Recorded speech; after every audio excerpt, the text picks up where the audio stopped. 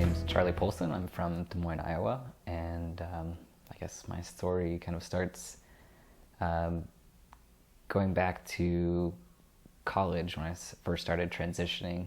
It was in Ames, Iowa, which is a little bit more on the conservative side. It's mostly an agriculture school, so when I came out and started transitioning, it kind of turned heads a little bit, and but I was very open about everything from like taking testosterone to surgery, and everything else that kind of came with the whole package of transitioning.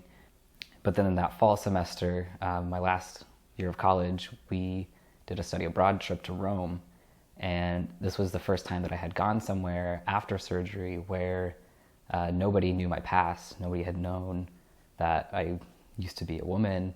So I was a little bit worried that if I wasn't passing, then something might happen to me. But luckily, the culture is kind of where like everybody kind of keeps to themselves.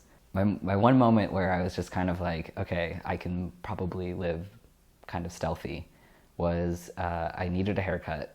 It was, it was getting long, and I looked up barbershops, and I was like, all right, getting a haircut from someone who doesn't speak English at all.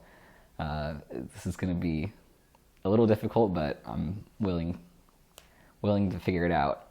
And I was walking around and like turned a corner, and there was this little hole in the wall store, and it looked really cool on the outside. And I looked in a little bit further, and I realized it was a barber shop, but it was like a barber shop that like hadn't been touched like since it opened, probably like in the 20s or something. This little tiny old man with like white hair just like comes shuffling out from behind the curtain, and I just slaughtered all Italian skills that I had at that point, and I asked him for a haircut. And I had brought in a picture of like how I wanted it cut, because I figured, that would probably be the easiest way to go about that. But at the same time, I was nervous because I was getting a haircut in a foreign country in a language that I wasn't comfortable speaking fluently, and B, barbershops are kind of like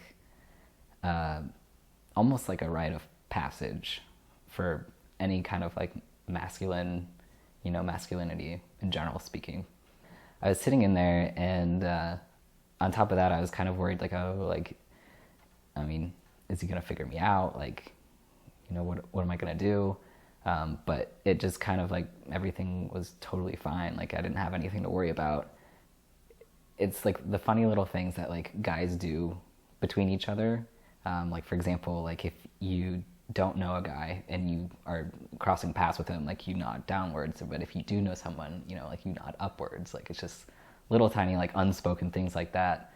And like when he was cutting my hair, it was very like a very unspoken, like, don't worry, I've got you. I'm gonna cut your hair, like make you feel better, like you're good to go, like that sort of thing. That trip to Rome was like an entire turning point. It was definitely, kind of like an interlude between two different books or something. It was kind of like a taste of what my life could be like.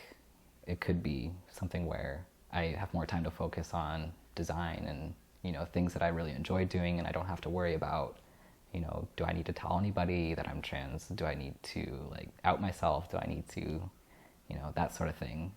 I think this story is important to share because not very many people have conversations about transitioning past surgery.